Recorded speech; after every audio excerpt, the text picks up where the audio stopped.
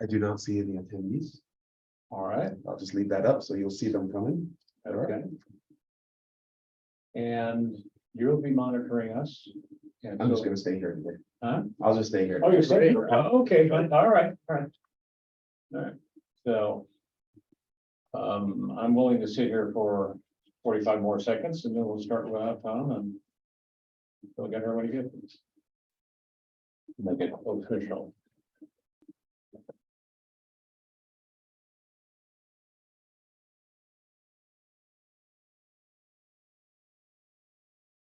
Notice how a hush settled in. Okay, enough with it. I am calling the meeting of the Fire Commission of San Rafael to order for Wednesday, August 9th. It is 2 minutes after 4. I will take a roll call to make sure we have 1, the recorded evidence, and 2, a quorum.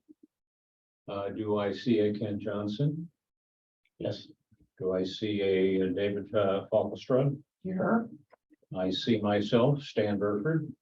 That's 3 commissioners. We have a quorum, and we will start. I do believe the 4th is arriving as I speak.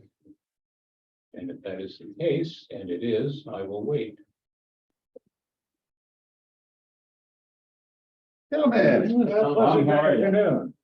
well, how about you guys? We just that very moment ago started officially. Oh, officially. I was calling roll, and I was about to say, is Thomas here? Are you here? Yeah. You were, we now have Philip. And we'll continue forward. I do have to ask a question, although I do believe we have an answer, and the answer is no. Do we have any expressions from the public? And according to what's on the screen, the answer is no public is present, so we will move forward. The minutes of the last meeting of July 12th have been presented to everybody. Assuming you've all had a chance to read them. Are there any additions, subtractions, omissions to the minutes? None. To approve. Motion to approve, and it has been seconded. All in favor, say aye. Hi.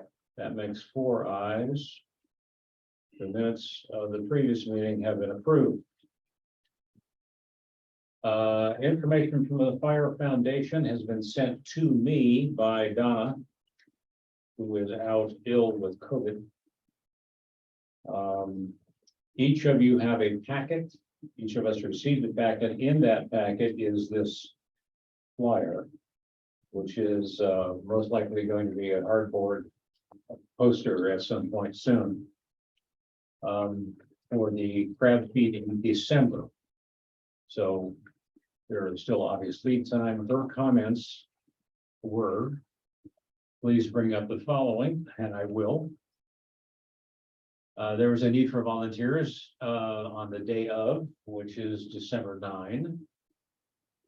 Setup begins at 1 in the afternoon. And those who can volunteer portions of the day, not everybody would be expected to be for the whole thing necessarily, although if you can, that would be wonderful.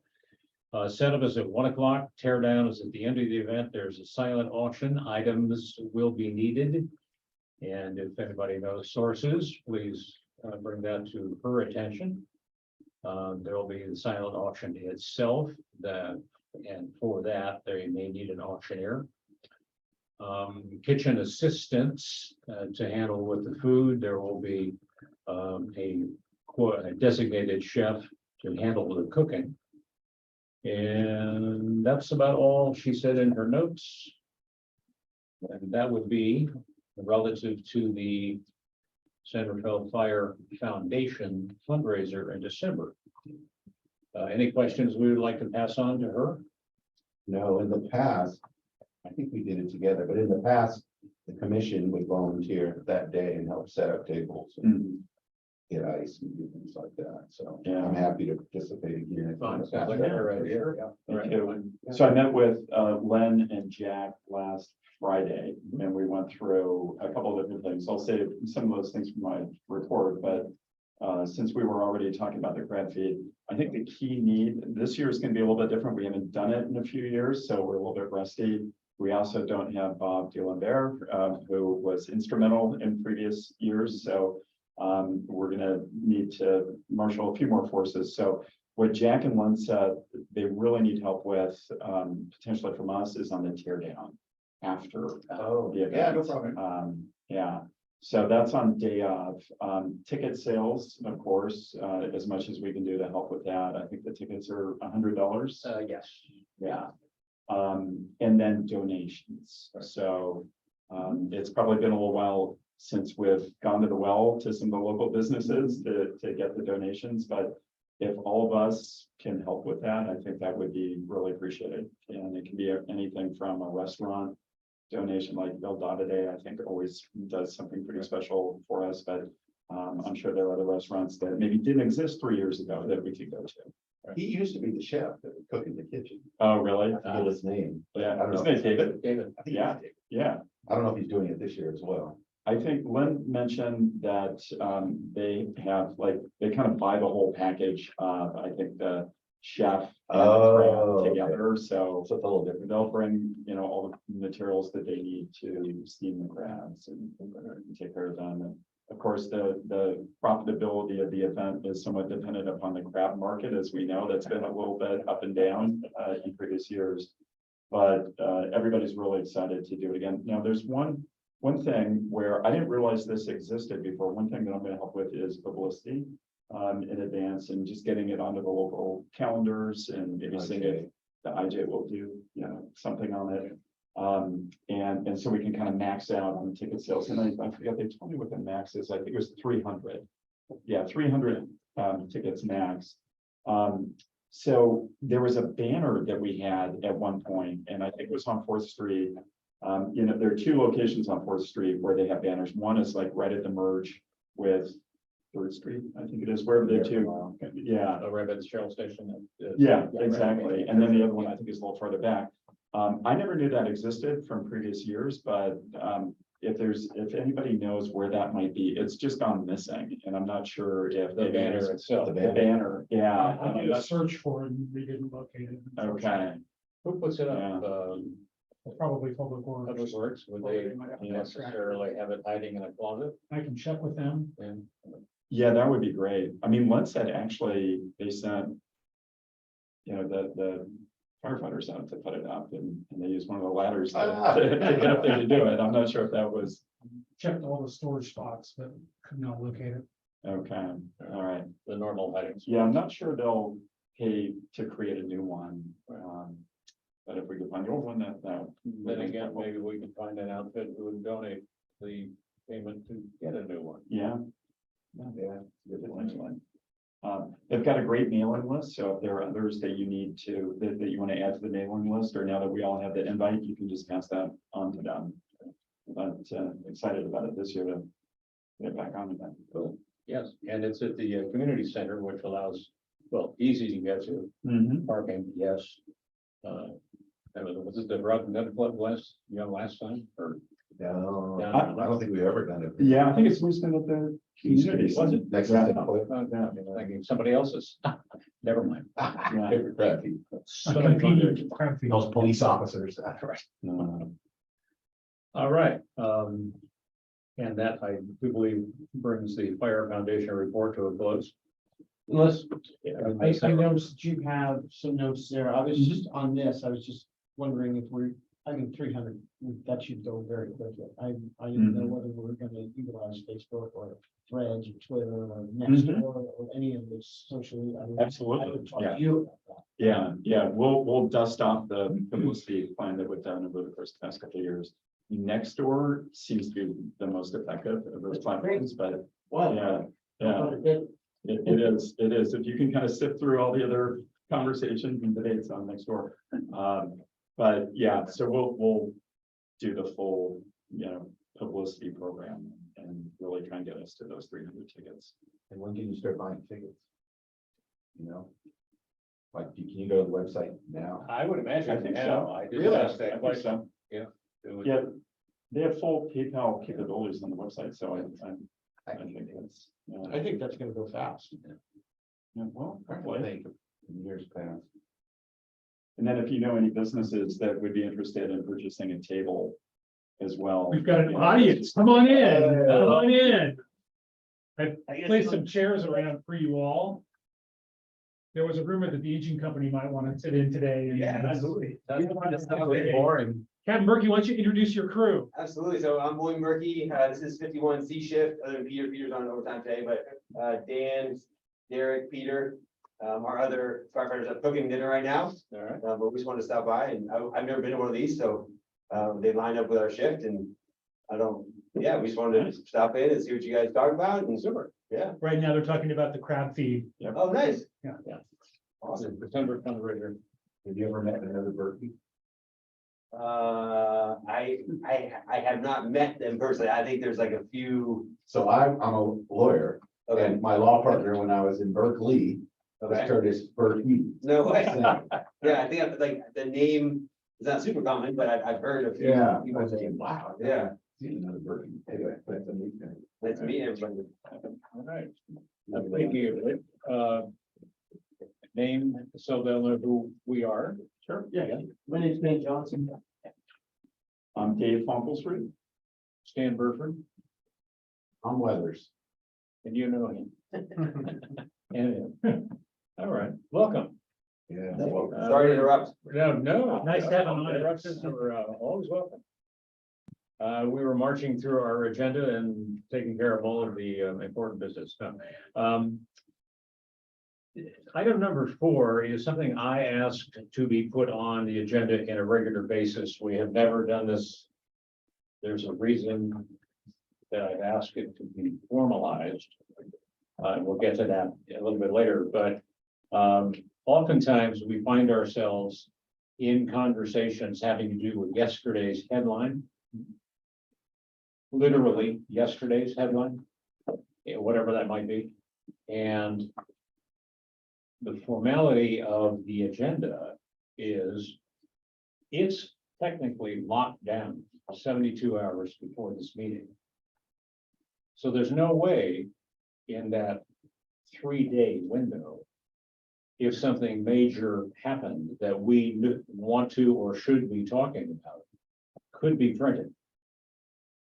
So I'm using the very loose umbrella of current media coverage as an area that topics like that can be brought up. Now, that said, is there anything of note lately that we would like to talk about relative to Specific to. fire prevention? This this county? department? Yeah, well, Or in I would general? keep it in the county, basically, but there are other major issues that happen, of course. So if you've got one or two. No, I was just, the whole wildfires in Maui today. I know, I It's read that, scary. crazy. Yeah. And on 3 islands, but Maui is the biggest, and they have it on the Big I Island of didn't know that Hawaii. together too. Yeah, Big Island of Hawaii, and then along the other end, it's like, where did that come from? The volcano, blame it on the volcano.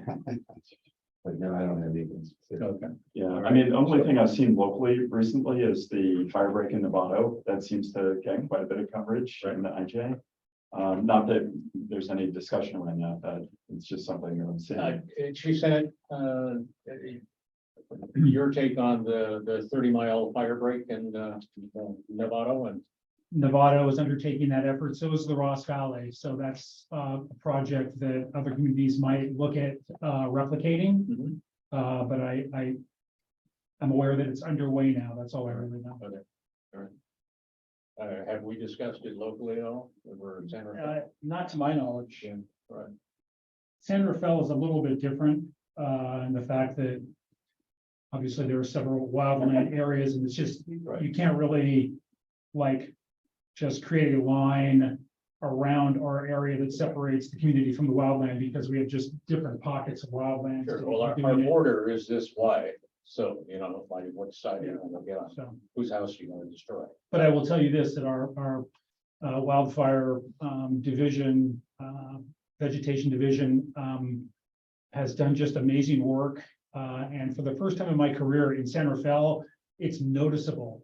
You can see what has taken place, where people have removed the flammable vegetation from properties and the fuel interruption zones and the shaded fuel breaks that have occurred up in our open space areas and along our fire roads. It's noticeable and it's dramatic. So, like I said, first time in my career, I've actually seen work that's noticeable throughout the community, both in the residential areas with the removal of bamboo, juniper, acacia, cypress, but then things that are taking place in our open space areas as well. So Quinn Gardner has just done a remarkable job with her team of hitting the community, both in the residential subdivision neighborhood areas and also in the open space areas. Perfect. Now that you've mentioned her and what they're doing, I will add then.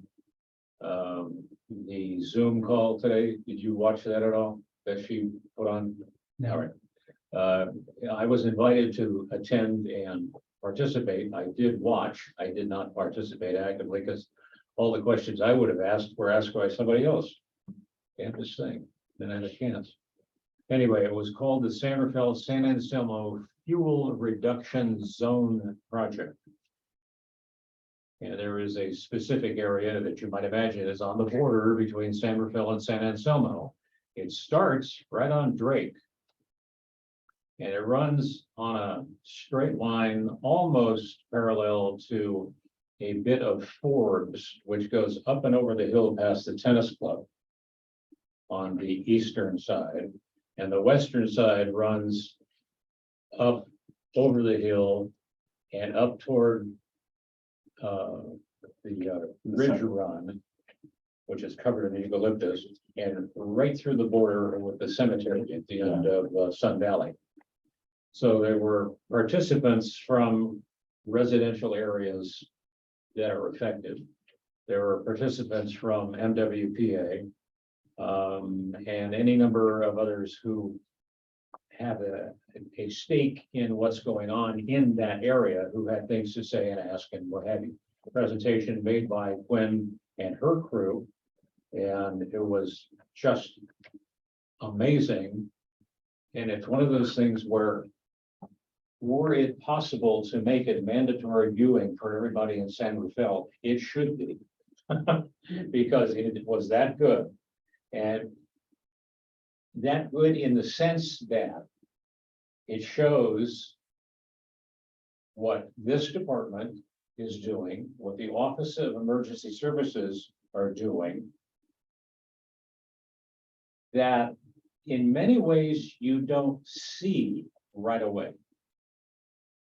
She said it was saying, yes, you can begin to go around and see things happening. Yes, but it took a long time, a lot of meetings, a lot of paperwork, a lot of EIRs, to environmental impact reports to do to get it done. It is now getting done, and it's very, very impressive. I sent her a note of congratulations and said, keep it up.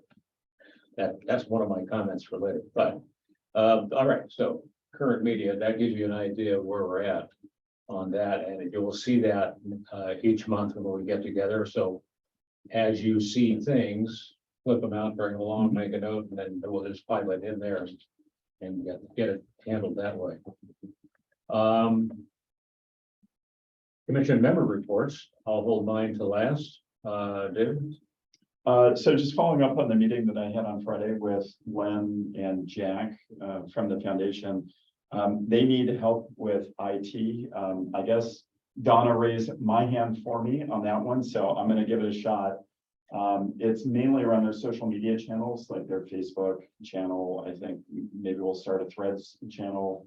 I'm not sure if they have a Nextdoor channel, but this kind of goes in concert with something that I'm going to be doing tomorrow. Is I have a call with Quinn and Fel Arguelles, I think. I haven't met Fel yet, but we have a call tomorrow to talk about some of the things that I introduced a couple of years ago in terms of how we can better promote fire safety to the community through social media channels. And there's a lot of great content out there that I found from like national firefighting organizations that we can just repurpose. And there are things like around the holidays, Christmas tree safety and 4th of July, fireworks and things like that. So that what we wanted to do is create kind of a steady stream of fire prevention, education across the social media channels, and then build up more of a following and more people to actually pay attention to those channels. So what I want to try and balance is what of that should go through the fire department, what could go through the fire foundation, because we obviously don't want to have those two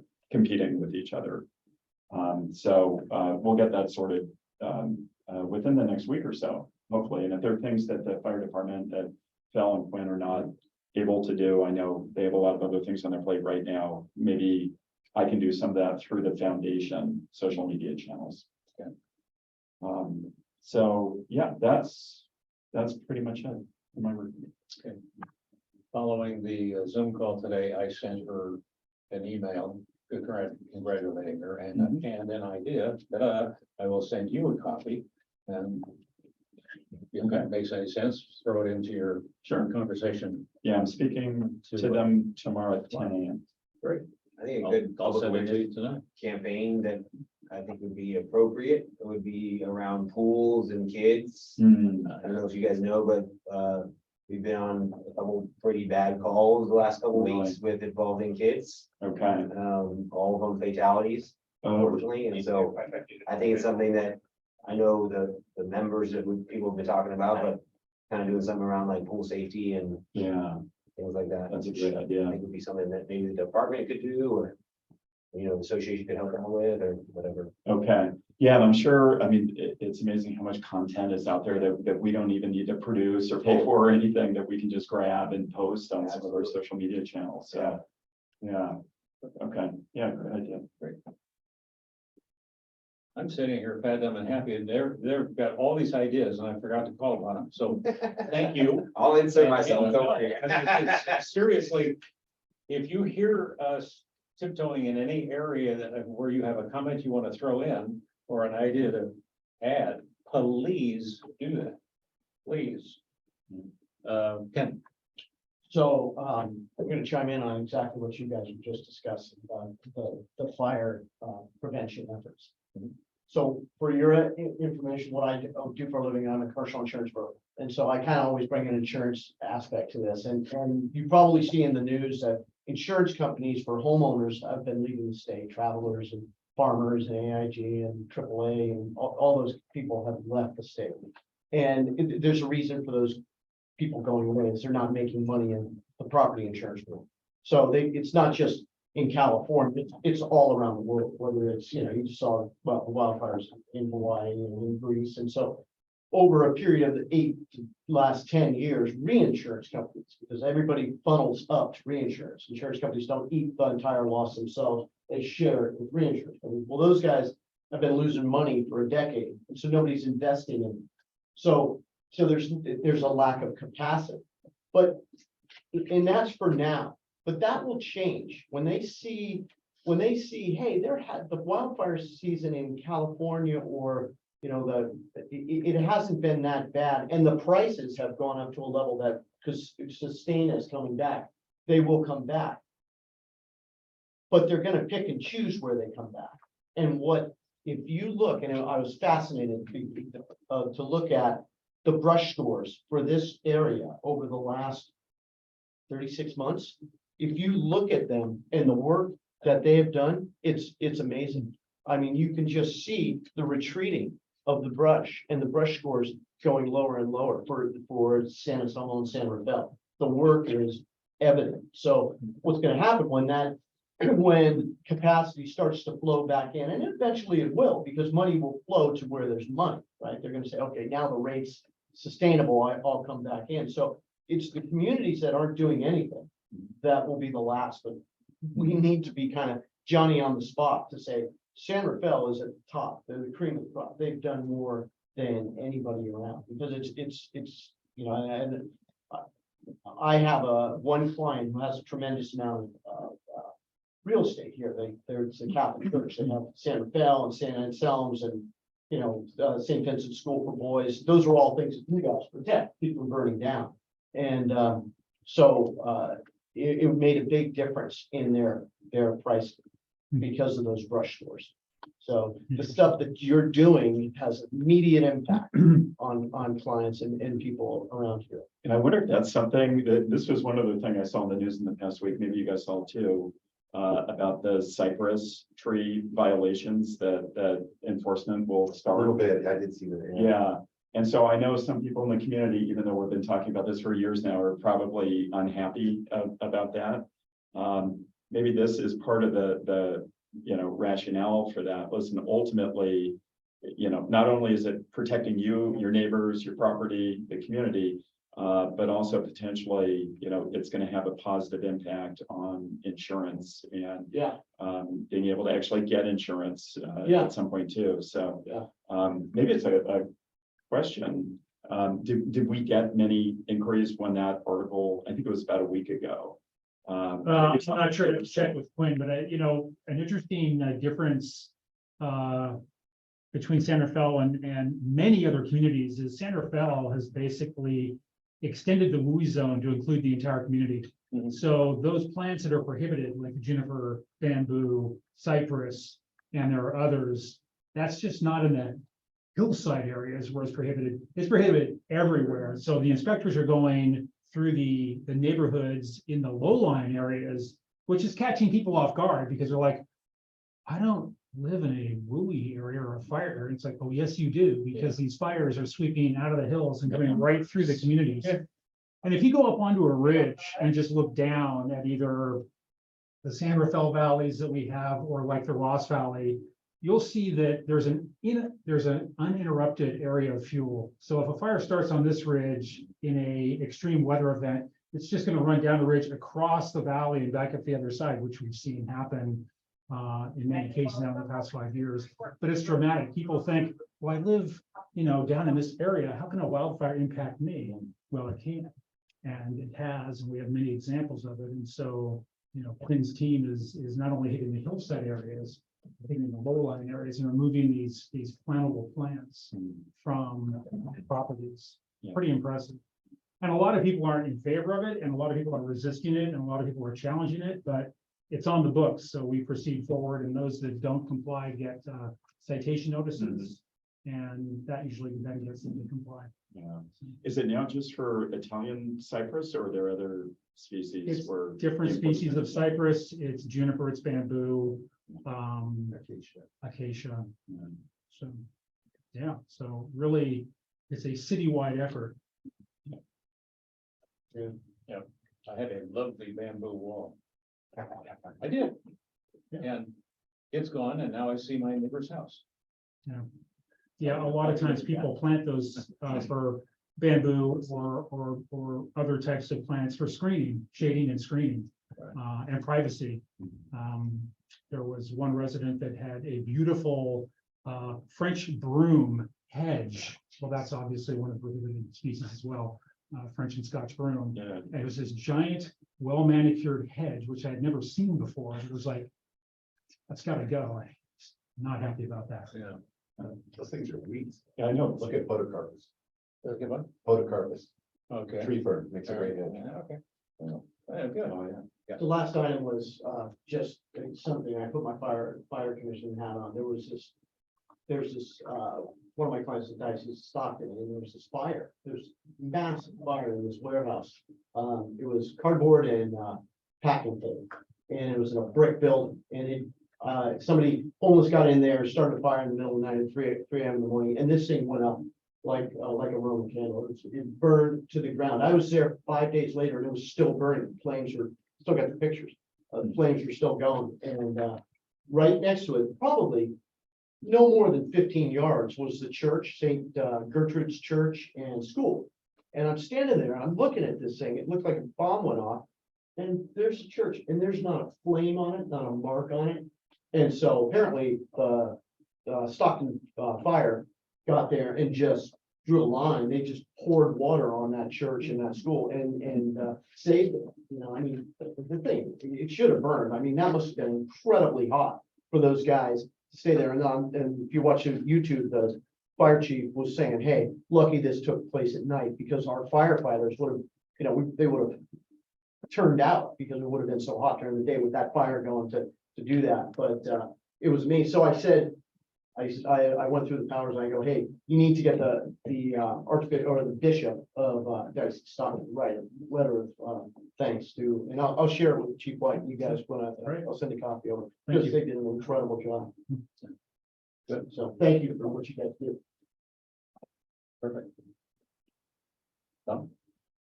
So nothing to report, but several questions for Bob. Actually, I brought this up with Chief White last time. We've never gotten a ride on the fireboat, and he was gonna follow up on that. And maybe that's a holdover from the old commission I was on, but I've always wanted to do that. I've not ridden on one of the engines, and I know you have. Yeah. And so if that's something that the commission can do at some point, a ride along, that would be great. Sure, both of those can be arranged, no problem. 51C would love to host you. I would There love you go. to Come on down. Ride on the engine there. Any sea ship day, come on. Oh, thank you. 3, we lost Nadine on the commission.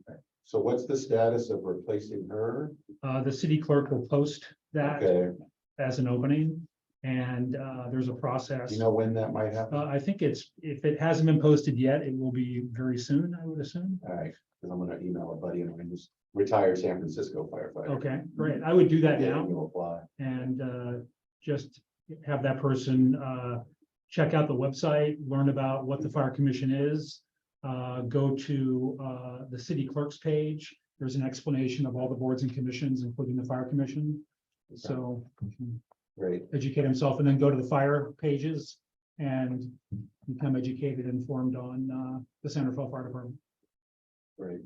And then 4, the last thing, I mentioned this to Chief White last time, we were going through why we joined the commission. And part of the reason is because I'm an attorney, and so I think the city council wanted an attorney on. Anyway, when I joined, I went around to all the firehouses and talked to the different firefighters. I said, hey, you guys have any legal questions? I'm happy to help and answer them for you pro bono. What kind of law do you practice? Indian law. So I represent Indian tribes. Yeah. Which interestingly is, they are governments as well, and so a lot of it is what a county council would do or attorney general would do. So they have their own fire departments, police departments, casinos, other things. But the offer still stands, and if you want to spread that word, I'm happy to talk to any firefighter, about anything really. And if I don't know it, I can refer you to friends who practice in that area of the law, but I've done a lot of judging and other things, kind of, what's that phrase when you know a little bit of something, but you're not a specialist in it? Jack of all trades, kind of specialist in none, that's the phrase. So honestly though, seriously, if you have any questions, anything legal that you guys want to chat with me about, I'm happy to meet with whoever and just chat. And you guys too, same old to you guys. So, but with that, I'm good. Thank you. Thank you. Dan. Sure. And that brings us to me.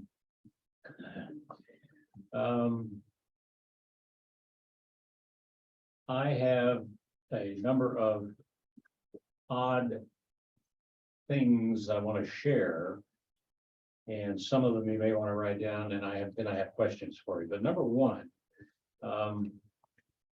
we are entering a new realm, and I'll get into that in a second, but it has to do with this. Yeah, I skimmed it. It's on pages. Okay, did you read it? I started to. There. I mean, I skimmed it. Okay, so. These are the new rules and regulations that are being put in effect, and the city clerk was with us at our last meeting and sort of dusted through the highlights of what we're doing. Did each of you receive an email with the links? Okay. As did I, and I printed it and I made my own binder, and I now have a reference to go to. It's when you read it, you realize, no, we've not been playing this game. necessarily. So there are some warning shots across the bow. One of them is email. I have multiple email addresses, but I created one in particular 5 and plus years ago when I joined the commission. Mine that I use mostly, almost exclusively as I send things out relative to the commission. At least I think I do, depends on how my computer feels that day, is SRFCA7. Why that? And it's a Gmail. Why Gmail? SRF, San Rafael Fire, CA7 was my position. Commission, alternate 7. There were 7 of us. You can make up any name you want. You can use any initials or numbers you want. Gmail is free and it's mindless to get. Some people on the commission currently and some in the past were using business addresses, which is fine. Except what it does is it trails all your business data, which probably has nothing to do with what you're talking about in the email. And if you just want to get away from that zone and go into a clean one, I would suggest thinking about the idea of creating just a separate email address to use for your commission issues. One of the reasons is if we start sharing emails amongst ourselves, which we are not to do, and anybody pulls the string on that, it opens up a First Amendment issue where everything you've done on your computer with your name now falls into public access.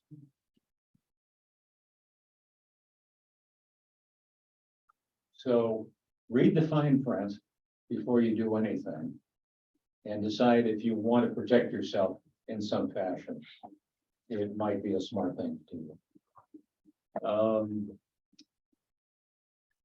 Thomas,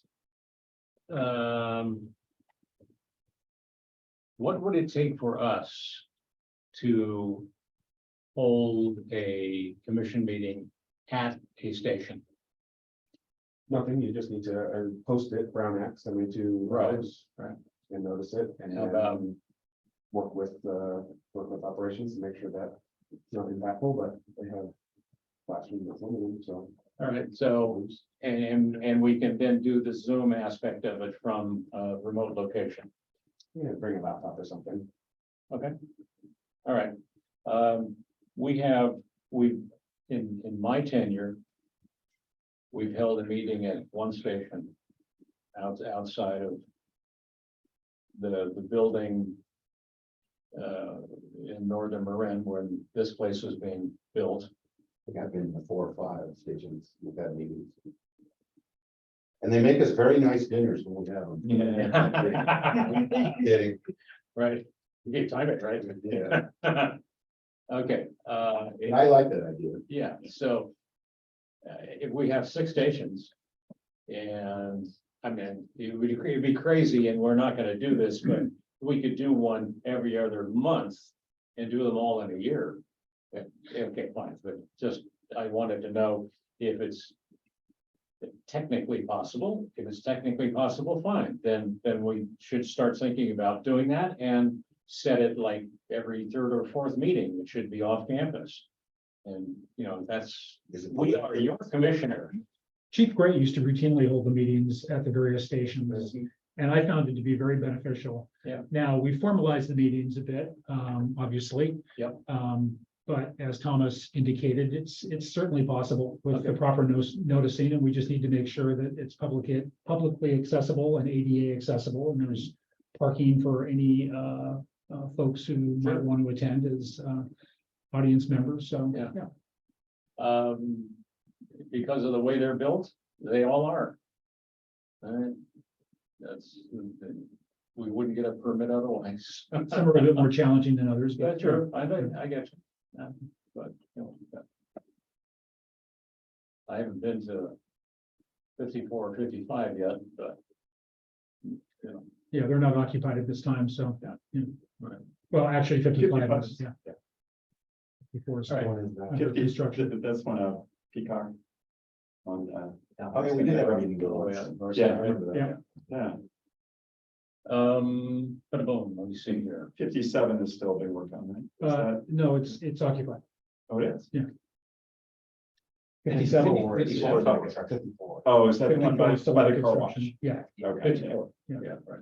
Yeah, 7's out. That's of right, the yeah. city center. yeah, because Yeah. we did one there, yeah. Yes. Took that Um, photo. For purposes of communicating with I'm saying this out loud, although I'm sure you all know this anyway, but. For purposes of communicating with the fire department. Our contact here. Is Celeste Higgins. And if you don't have her email address. It's the world famous code that once you know it, how are you gonna miss it? First name dot, last name. At cityofsanrafael.org. If you have. Commissioned business. That you want to communicate to the department, it doesn't have to, but it should go through her. And she'll make sure it gets into the right hands. If it's anything you think that I should know about as the chair, just send me a blind copy.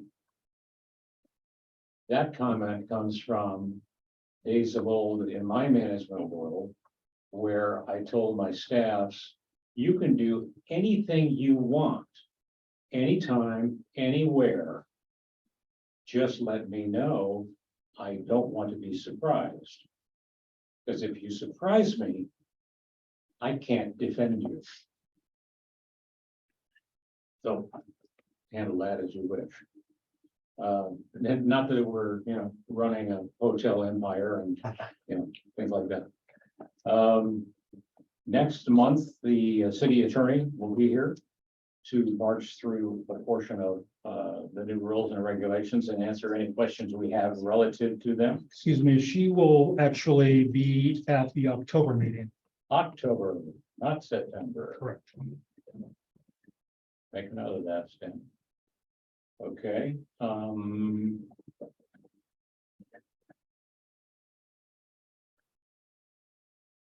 what we have. Today's meeting is a good example. It's gone well. It's 4:43 in the afternoon. I'm about to ask for any closing thoughts, and we're out of here, which means. The posted time is until 5. We still have the chief's report, excuse me, I'm sorry, didn't mean No, to throw that It's out. okay. But. Would it make sense for us? To meet. Talk to. Other department heads. In the city of San Rafael, would we gain anything? By having the head of. Public Works come and talk to us for 10 minutes and explain. What they do and how it affects the fire department. Or is this just a big file 19, who cares? Think about it, we don't have to answer it today. The comment about swimming pools brings up an older issue that I brought up once. And then 1,000 other things got in the way of ever doing anything about it. Swimming pools, here's. Apart from a catastrophic blaze. How often does the fire department ever tap a swimming pool? I would say, No, go ahead. nah. Okay. Because we have a very good water source, Yep. hydrant Right. system in Sarafel. Right. I think the time you would tap it would be wildland fire. That situation where you typically up on the hills, Our hydrants are, lower GPM, so you're having trouble with water systems, but then. I think it's not super often would be my answer. I've done one once in the 8 years I've been here, and it was out of county in Napa on the LMU complex in Sure. 2017. Right. But it was great. We took portable pump and filled our fire engines off of someone's. So when that situation might arise, how do you know there's a pool there? We have, so in our engines, we have MDPs, we call them. And you can go satellite view. Ah, Google or okay. Google or Sure. Google Maps or whatever. You can satellite. view. There are no secrets. Used to be, we would ask people to put a blue, it's kind of a stand with a blue reflective marker at their driveway. Right. But as Captain Berkey said, in this area, our water supply is excellent. Right. You tend to see that in more rural areas where hydrants are either far and few between or just non-existent. Right. But around here, we can rely on a very robust water system. And in addition to that, MMWD through the Fire Flow Fund, which has been now in place for over 20 years, they've been going through and actually doing pipeline upgrades in order to increase the fire flow volume and pressure in many of the hillside areas. Up until the early 90s, some of the hillside areas had deficient water supply, but the MMWD has really turned that around. So we've got a very robust water system. So the need to tap into a pool is remote, as Captain Berkey kind of alluded to. Could happen more commonly if there was a seismic event where the water supply was knocked out. We might need to resort to drafting or pumps. Yeah, that we but could throw into a hey, pool. now with Google Earth, you Yeah. can kind of go. Yeah, It's exactly. right there. Yeah. Okay. And the blue marker system was so hit and miss. Some people wouldn't want it. Right. They don't want you to know they have a pool. Right. Or over the years, they would just disappear. They would, Sure. for whatever reason, but I'm so. taking that off my list now. Thank you very much. Okay. Next, the chief's report. Okay, well, Chief White has prepared the report. It was, I guess, provided you a few days ago. The firefighters have received it as well. I don't want to recite it or anything like that in the interest of time, but he's giving you an overview of the Marine Wildfire Prevention Authority strategic plan. He's given you a bit of information on some local project updates. He has given a description of the countywide training that occurred out by St. Vincent's, which included live burns, control burns, with progressive hose lays. Every year, same place. Exactly. And then some pub ed on page 3.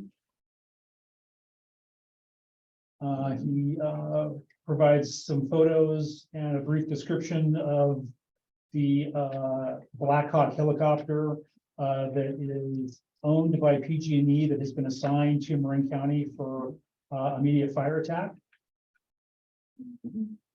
And Let then, me ask you a question on that. sure. The non sequitur. I hear helicopters 10, 11 o'clock at night. I'm just here on Bret Hart Road.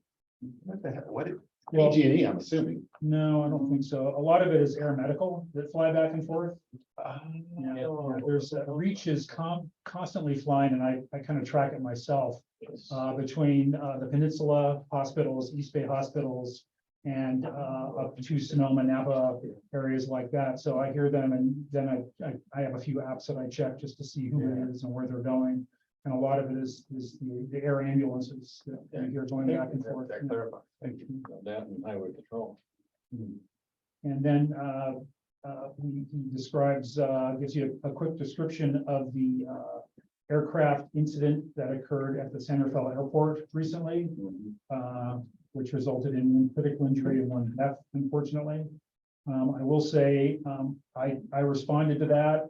I did not help whatsoever because the fire crews that were on scene did in what I felt was an absolutely amazing job in absolute pitch darkness to locate the plane east of the runway, access the crushed cockpit.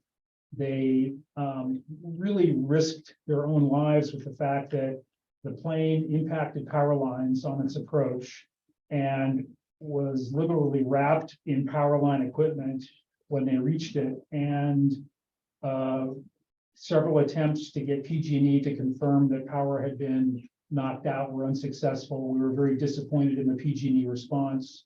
And the firefighters basically took it upon themselves to make contact with the plane, access the patients, conduct life-saving operations. They successfully removed, extricated one of the passengers. Excuse me, the pilot, I believe, and help me if I'm wrong here. The pilot survived. The passenger unfortunately died at the scene. But the work by the fire crews was amazing. In pitch blackness, you could not get the vehicles anywhere near the incident, so they pretty much had to hike in. We had a problem with the ladder truck. We didn't have a problem. The airport had made some modifications to the entry gate so that they had created an overhead bar to prevent delivery trucks from entering the airport, which then prevented our ladder truck from getting in, which has all of our rescue gear. So the ladder truck had to park at the entrance to the airport. They had to load all of the rescue gear into another vehicle and transport it out to the end of the runway, and then hand carry everything out to the aircraft. There was a sustained, I would say, at least 25-mile-an-hour freezing cold wind blowing that night. So the conditions were just extremely adverse, and they were able to just, I thought, perform incredible work. They made it all look and sound routine, which blew me away, because how many times you go to an aircraft crash, right? You go to vehicle collisions all the time. Those are routine, right? Aircraft incident, especially not on the runway. This is out in the marsh. In fact, later in the incident, a deputy coroner who was called to investigate and oversee the removal of the body accidentally waded into the mud of the marsh and was stuck waist deep and had to be rescued and extricated by firefighters.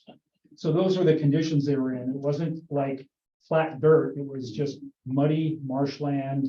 And again, just because the power was out, not that there's any illumination out there anyway, it was absolutely as dark as you can imagine out there. And that's what they were operating in. It was remarkable work, I thought. Unique incident. And then he also describes a fire up in the Terra Linda area that started in the garage and unfortunately did some significant damage to the house. That's on page 5. And what was the cause of that? I think the Marin County Fire Investigation Team was called to investigate because there wasn't an obvious cause. And so they are still preparing the report. We haven't received it yet. My money's on an electric bike. Yeah. Lithium batteries? Lithium batteries, yeah. That or a pile of oil, corner. Actually, those are my two first guesses, Yeah. you know, Every time you because turn we still around. have fires caused by oil soaked rags Yeah. on a fairly That's one regular of the- basis. So we just think that that type of fire cost would be Yeah. Social media. Yeah. non-existent. So, you know, those are like a very modern possible cause, the lithium battery on an e-bike, very old fashioned. Right. Oil soaked rags, but apparently both of those were ruled out, so I'm not sure what caused it exactly. They have to do short circuit in the wall somewhere. Maybe. Yeah, you see that a lot, the Zinsco panels. Oh, federal Oh, yeah, Pacific exactly. Right. That might be the cause. panels. Thank you. Any comments, questions, observations? What's for dinner? Carry those little, Um, things you can buy at Home Depot that you put up against the outlet to know if it's powered. Yeah. You guys carry those? Like, how do you know that plane wasn't totally, I mean, I would assume someone tried to. Live fire. Yeah, the plane, it was an interesting situation. There was a homeless individual that lives out in that area. And the plane was, the wires came down off of both sides, but I wasn't there, but the story I was told was wires came down into the marsh, into the standing water. And the homeless individual was swimming in that water to get back to his camp. 'Cause and so they kind of determined that since He would have been. he wasn't Yeah, dead, Oh, he didn't and get there those. was, they said an hour ETA for PG&E. And the individual who survived was talking to them when they first arrived, but slowly went unconscious and stopped talking to them. So they kind of made the decision of like, hey, we gotta cut this guy out. So, and the combination of the homeless individual be testing it out for them. without being asked, Yeah. Right, exactly. They ended up, but there is there's a large commercial version of what you're talking about on the truck. But we typically don't use it because we don't I wouldn't trust that thing in my life, so I'm gonna stand back. Thank you. All righty, at 4:56, this meeting is adjourned. Yeah, you want to keep these? We'll keep them, yeah, we'll bring them out for each meeting, yeah. There you go. Patch. Yeah, thank you. Put it on something. Do you guys have any questions? I don't think so. Who we are, what do we do? We got Still trying to figure it out. commercial insurance. Yeah. Attorney. Marketing, public relations.